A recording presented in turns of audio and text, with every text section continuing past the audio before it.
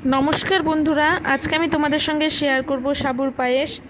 প্রথমে আমি সাবু ভিজিয়ে রেখেছিলাম 3-4 ঘন্টা। ভিজিয়ে রাখার পরে জল ঝরতে দিলাম। এরপরে দুধটা ঘন করে নেব। দুধটা যত ঘন গাঢ় হবে ততই কিন্তু সাবুর পায়েসটা টেস্ট আসবে। তারপরে কড়াই বসিয়ে দিয়ে ঘি দিয়ে দিলাম। ঘিয়ে কাজু কিশমিশটা হালকা নেড়েচেড়ে ভেজে নেব, ভেজে তুলে রাখবো। এরপরে সাবু ভেজে নেব। সাবু দিয়ে দিলাম কড়াইয়ে। দিয়ে দেওয়ার পরে দেখো সাবুটা কিন্তু একটু আটকে থাকে, তা কোনো ব্যাপার না, দুধ দিয়ে দেওয়ার পরে সাবুটা ঠিক হয়ে যায়।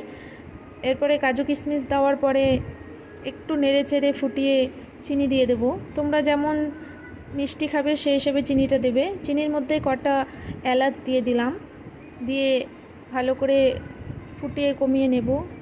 তারপরে দিয়ে দেবো কেশর। কেশর দিয়ে দেওয়ার পরে কিছুক্ষণ নেড়ে চেড়ে নামিয়ে নেব।